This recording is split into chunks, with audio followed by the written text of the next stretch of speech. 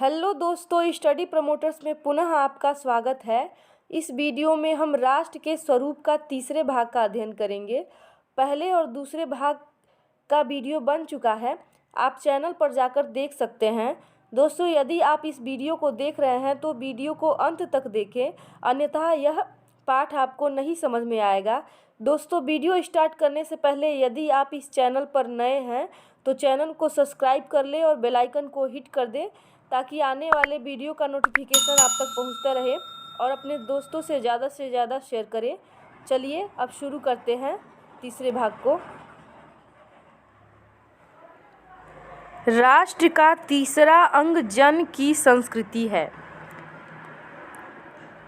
भूमि और जन के पश्चात लेखक राष्ट्र के तीसरे अंग संस्कृति का वर्णन करते हुए कहता है कि मानव सभ्यता का दूसरा नाम संस्कृति है। मनुष्यों ने युगों युगों में जिस सभ्यता का निर्माण किया है वही उस जीवन का श्वास प्रश्वास है। अब लेखक कह रहा है कि जो संस्कृति है इसका निर्माण मनुष्यों द्वारा अनेकों युगों से किया गया है और यह उनके जीवन का ही अंग है, अर्थात उनके जीवन का उसी प्रकार से अभिन्न एवं अनिवार्य अंग है जिस प्रकार से जीवन के लिए श्वास प्रश्वास अनिवार्य है। अर्थात जिस प्रकार से सांस लेना और छोड़ना अनिवार्य है, उसी प्रकार से एक राष्ट्र के निर्माण में संस्कृति का भी होना अनिवार्य है। और लेखक आगे लिखता है, बिना संस्कृति के जन की कल्पना क्रमबद्ध मात्र है। संस्कृति ही जन का मस्तिष्क है। संस्कृति ही जन का मस्तिष्क है। और आगे लिखता है, संस्कृति के विकास और अभ्युदय के द्वारा ही राष्ट्र की वृद्धि संभव है। अब लेखक कह रहा है कि जो संस्कृति है मनुष्य का वह मस्तिष्क है और मनुष्य के जीवन में मस्तिष्क सर्वाधिक महत्वपूर्ण अंग होता है, क्योंकि मानव का शरीर का जो संचालन और नियंत्रण करता है उसी से होता है। और यदि मस्तिष्क की मृत्यु हो जाए तो व्यक्ति को भी मृत्यु अर्थात मृत घोषित कर दिया जाता है। भले ही उसका संपूर्ण शरीर भली भांति कार्य करता हो, फिर भी उसे जीवित नहीं माना जाता है।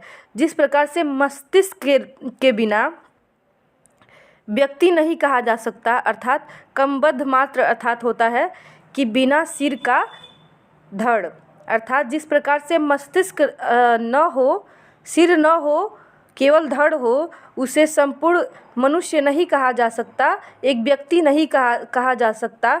उसी प्रकार संस्कृति के बिना भी मानव जीवन की कल्पना नहीं की जा सकती है। इसीलिए संस्कृति के विकास और उन्नति में राष्ट्र का विकास और उन्नति भी समृद्ध और निहित है। राष्ट्र के समग्र रूप में भूमि और जन के साथ साथ जन की संस्कृति का महत्वपूर्ण स्थान है। अब लेखक कह रहा है कि इस बात में कोई संदेह नहीं है कि राष्ट्र के संपूर्ण स्वरूप में संस्कृति का भी उतना ही महत्वपूर्ण स्थान है जितना कि भूमि और जन का होता है।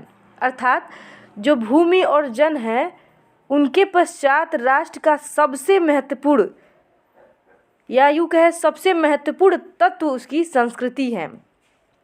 अब आगे लेखक लिखता है, यदि भूमि और जन अपनी संस्कृति से विरहित कर दिए जाए तो राष्ट्र का लोप समझना चाहिए। जीवन के बिटप का पुष्प संस्कृति है।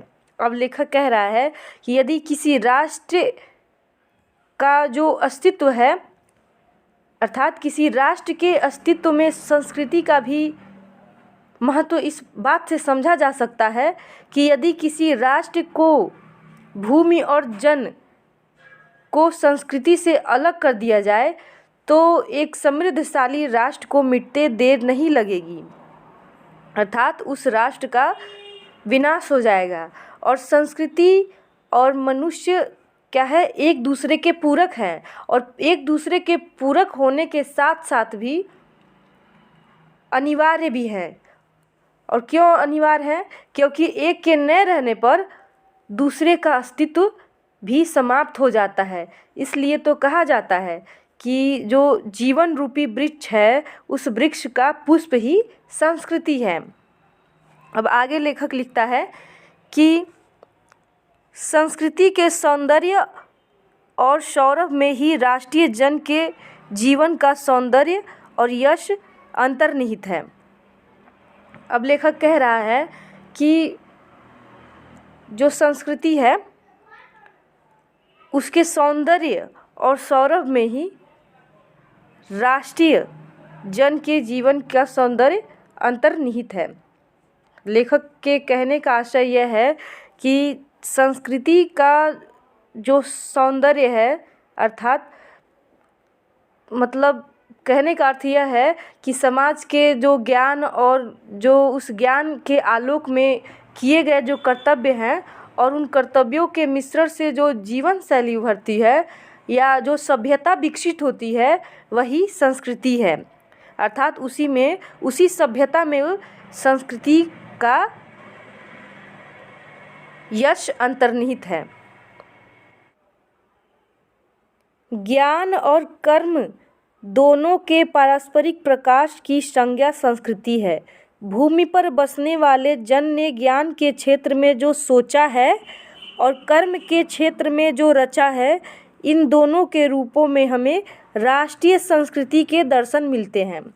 अब लेखक कह रहा है कि समाज ने अपने ज्ञान के आधार पर जो नीतियाँ या जीवन का जो उद्देश्य निर्धारित किया है, उस उद्देश्य की दिशा में उसके द्वारा संपन्न किया गया जो उसका कर्तव्य है, जो उसके रहन सहन है, शिक्षा है, सामाजिक व्यवस्था है आदि को प्रभावित करता है और इसे ही संस्कृति कहा जाता है।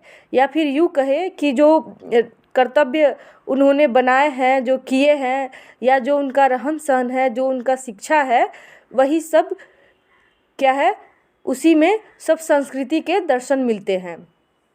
और आगे लेखक लिखता है,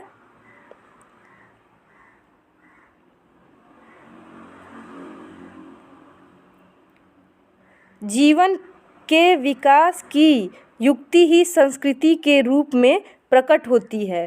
प्रत्येक जाति अपनी अपनी विशेषताओं के साथ इस युक्ति को निश्चित करती है और उसे प्रेरित संस्कृति का विकास करती है। इस दृष्टि से प्रत्येक जन की अपनी अपनी मानव के अनुसार पृथक पृथक संस्कृतियाँ राष्ट्र में विकसित होती हैं, परंतु उन सब का मूल आधार पारस्परिक सहिष्णुता और समन्वय पर निर्भर है। अब लेखक कह रहा है कि प्रत्येक राष्ट्र में अनेक प्रकार की जातियाँ रहती हैं और उन जातियों की अपनी अपनी विशेषताएं होती हैं और अपनी इन्हीं विशेषताओं के आधार पर ही कहने का अर्थ ये है कि अपने इन्हीं विशेषताओं के आधार पर प्रत्येक जाति अपनी संस्कृति का निर्धारण करती है और उन विशेषताओं से प्रेरित होकर अपनी संस्कृति को विकसित करने का प्रयास भी करती हैं। और इसका परिणाम यह होता है कि विभिन्न जाति जो होती हैं, अर्थात विभिन्न जातियों की जो विभिन्न भावनाओं के कारण जो विभिन्न प्रकार की संस्कृतियाँ विकसित हो जाती हैं, लेकिन उनमें राष्ट्र की उन्नति के लिए उन विभिन्न संस्कृतियों के मूल समन्वय, अर्थात उन जितने भी जातियाँ हैं और जितनी उनकी संस्कृतियाँ हैं, उनके मूल समन्वय और पारस्परिक सहनशीलता तथा सहयोग की भावना से ही निहित रहती है।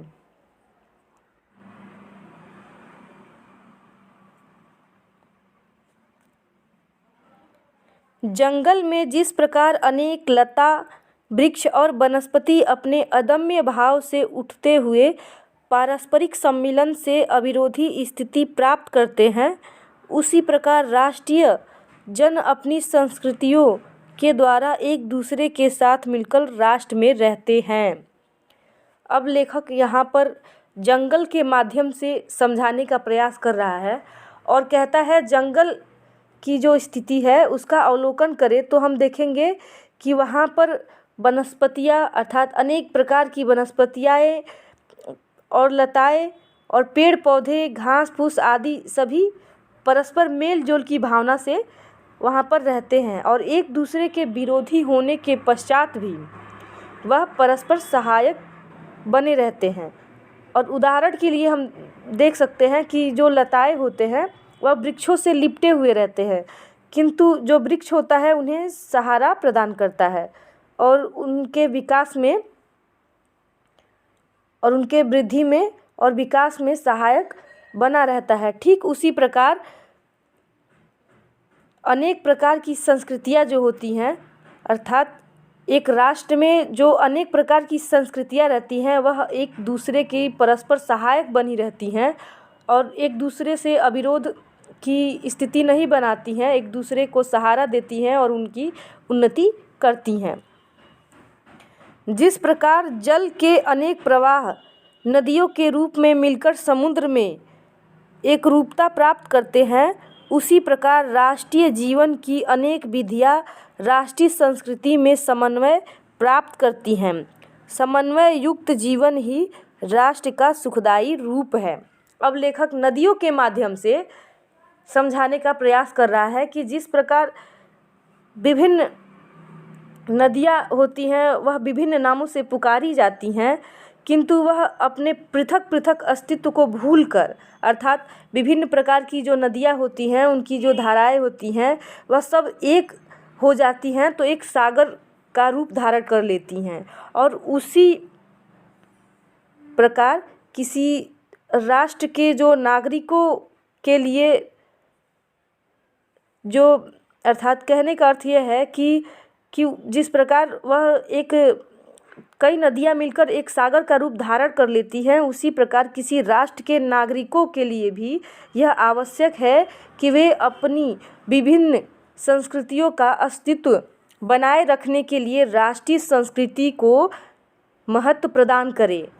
और यदि राष्ट्रीय संस्कृति का अस्तित्व बना रहेगा तभी उनकी राष्ट्रीय अर्थात तभी उनकी भी संस्कृति अस्तित्व में रहेगी, सुरक्षित रहेगी।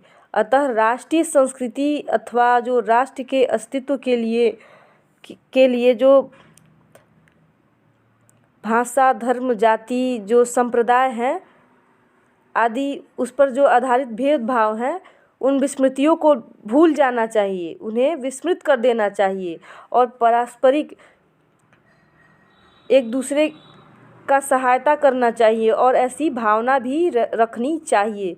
इस प्रकार से हम एक राष्ट्र के नागरिक बन सकते हैं और एक राष्ट्र के नागरिक का सुखद जीवन व्यतीत करने में सफल हो सकते हैं।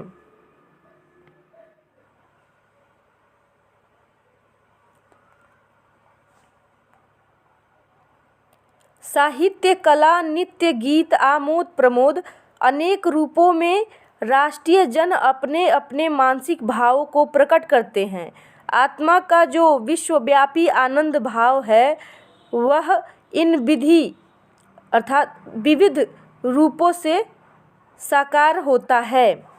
लेखक इन पंक्तियों में यह स्पष्ट किया है कि एक राष्ट्र में कई समुदाय होते हैं और उन सबका अपनी अपनी संस्कृतियाँ होती हैं और इन संस्कृतियों का स्तर साहित्य कला नृत्य गीत आदि प्रकार से मुखरित होती हैं और इसी से लोग आनंदित होते हैं। यद्यपि बाह्य रूप की दृष्टि से संस्कृति के बाह्य लक्षण अनेक दिखाई पड़ते हैं, किंतु आंतरिक आनंद की दृष्टि से उनमें एक सूत्रता है। अब लेखक कह रहा है कि बाह्य दृष्टि से देखने पर ये सभी भिन्न भिन्न दिखाई देते हैं, किंतु इनके अंदर मूल रूप से एक सूत्र है, अर्थात इनके अंदर जो है वो मूल रूप से एक ही सूत्र है और एक ही आत्मा होती है। जो व्यक्ति सहृदय है वह प्रत्येक संस्कृति के आनंद पक्ष को स्वीकार करता है और उससे आनंदित होता है। इस प्रकार की उदार भावना ही विविध जनों से बने हुए राष्ट्र के लिए स्वास्थ्यकर है। अब लेखक कह रहा है कि सहृदयता से प्रत्येक संस्कृति के आनंद देने वाले पक्ष को जो व्यक्ति स्वीकार करता है, राष्ट्रीयता की भावना का परिचायक है। अर्थात वही व्यक्ति, उसी व्यक्ति में राष्ट्रीयता का भावना का परिचय मिलता है। और इस प्रकार वे सभी संस्कृतियाँ एक सूत्र में बंधती हैं और वे ही संपूर्ण राष्ट्र की, अर्थात संपूर्ण राष्ट्र की सम्मिलित संस्कृति को मुखरित करती हैं। और किसी राष्ट्र के सबल अस्तित्व के लिए इस प्रकार का एक सूत्रता आवश्यक है।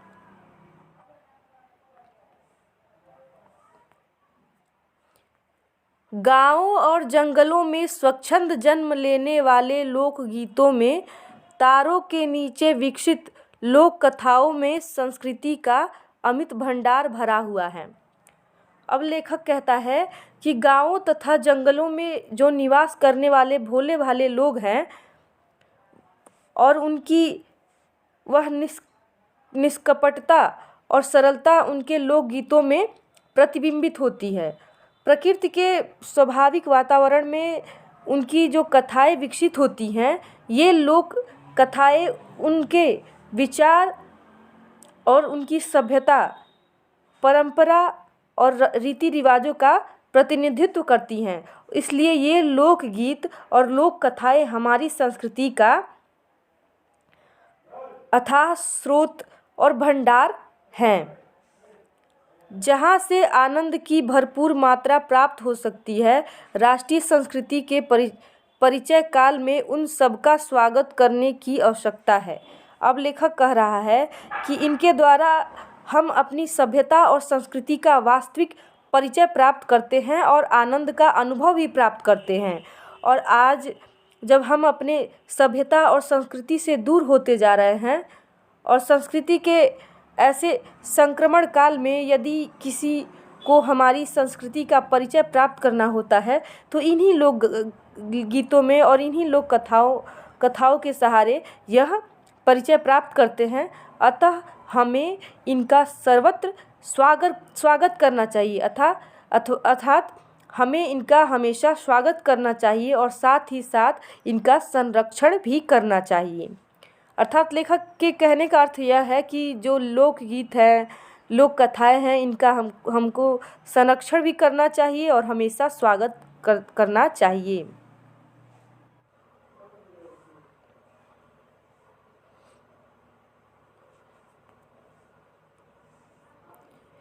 पूर्वजों ने चरित्र और धर्म विज्ञान, साहित्य, कला और संस्कृति के क्षेत्र में जो कुछ भी पराक्रम किया है, उस सारे विस्तार को हम गौरव के साथ धारण करते हैं और उसके तेज को अपने भावी जीवन में साक्षात देखना चाहते हैं।